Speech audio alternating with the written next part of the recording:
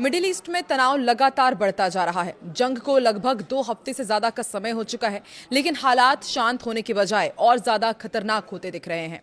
ताजा घटनाओं ने यह साफ कर दिया है कि संघर्ष अब सिर्फ 2 देशों तक सीमित नहीं रहा, बल्कि धीरे धीरे पूरे क्षेत्र को अपनी चपेट में ले सकता है। नमस्कार, मैं हूं आकांक्षा और आप देख रहे हैं न्यूज 18 का डिजिटल प्लेटफॉर्म। तो पिछले 24 घंटे में 2 ऐसी घटनाएं हुई हैं जिन्होंने पूरी दुनिया का ध्यान अपनी तरफ खींच लिया है। पहली घटना दुबई में और दूसरी इराक की राजधानी बगदाद में। सबसे पहले बात करते हैं दुबई की। दुबई के फाइनेंशियल हब में एक बिल्डिंग पर इंटरसेप्ट किए गए प्रोजेक्टाइल का मलबा गिरा है। दुबई मीडिया ऑफिस के मुताबिक एयर डिफेंस सिस्टम ने एक प्रोजेक्टाइल को हवा में ही रोक दिया था, लेकिन उसका मलबा सेंट्रल दुबई की एक इमारत को बाहरी हिस्से से टकरा गया। अधिकारियों का कहना है कि स्थिति पूरी तरह से नियंत्रण में है। इस घटना में न आग लगी और न ही किसी के घायल होने की खबर है, लेकिन चिंता की बात यह है कि 24 घंटे से भी कम समय में दुबई में इस तरह की ये दूसरी घटना है। दुबई दुनिया के सबसे बड़े फाइनेंशियल और बिजनेस हब में से एक है। यहाँ दुनिया भर की बड़ी कंपनीज के ऑफिस हैं और लाखों विदेशी नागरिक काम करते हैं। अगर यहाँ इस तरह का सुरक्षा खतरा सामने आता है तो इसका असर सिर्फ एक शहर तक सीमित नहीं रहता, बल्कि अंतर्राष्ट्रीय निवेश और व्यापार पर भी पड़ सकता है। और अब बात कर लेते हैं बगदाद की। इराक की राजधानी बगदाद में स्थित अमेरिकी दूतावास को मिसाइल से निशाना बनाया गया। इराकी सुरक्षा अधिकारियों के मुताबिक एक मिसाइल दूतावास परिसर के अंदर बने हेलीपैड के पास गिरी। घटना के बाद वहां से धुआं उठते हुए भी देखा गया। हालांकि इस हमले में किसी के हताहत होने की अभी तक पुष्टि नहीं हुई है, लेकिन यह हमला बेहद संवेदनशील माना जा रहा है, क्योंकि बगदाद में मौजूद अमेरिकी दूतावास दुनिया की सबसे बड़ी अमेरिकी राजनयिक सुविधाओं में से एक मानी जाती है। गौर करने वाली बात यह भी है कि अमेरिका दूतावास ने हाल ही में इराक के लिए लेवल 4 सुरक्षा अलर्ट भी जारी किया है। इसका मतलब होता है कि अमेरिकी नागरिकों को तुरंत देश छोड़ने की सलाह दी जाती है।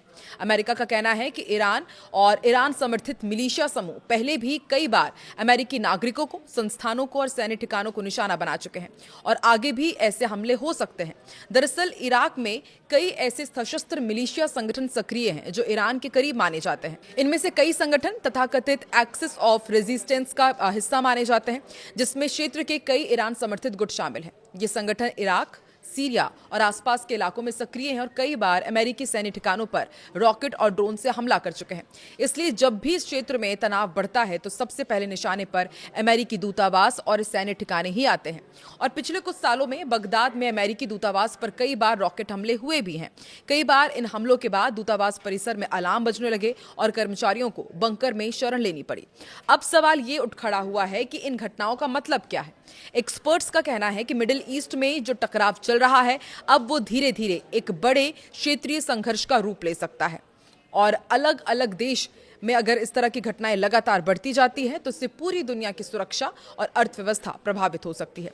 खास तौर पर खाड़ी देशों में अगर तनाव बढ़ता है तो इसका असर तेल की सप्लाई पर पड़ सकता है, क्योंकि मिडिल ईस्ट दुनिया के सबसे बड़े तेल उत्पादक क्षेत्रों में से एक है और यहां से गुजरने वाला समुद्री रास्ता हॉर्मुज़ स्ट्रैट वैश्विक तेल व्यापार के लिए बेहद महत्वपूर्ण माना जाता है। अगर इस इलाके में सैन्य तनाव और बढ़ता है तो तेल की कीमतों में तेजी से उछाल आ सकती है और इसका असर दुनिया भर की अर्थव्यवस्था पर दिखाई दे सकता है। इसके अलावा एक और चिंता यह है कि अगर अलग अलग देशों में मौजूद ईरान समर्थित गुट इस संघर्ष में ज्यादा सक्रिय हो जाते हैं तो ये लड़ाई कई मोर्चों पर फैल सकती है। यानी ये सिर्फ 2 देशों की लड़ाई नहीं रह जाएगी, बल्कि इसमें कई देश और दूसरे संगठन भी शामिल हो सकते हैं।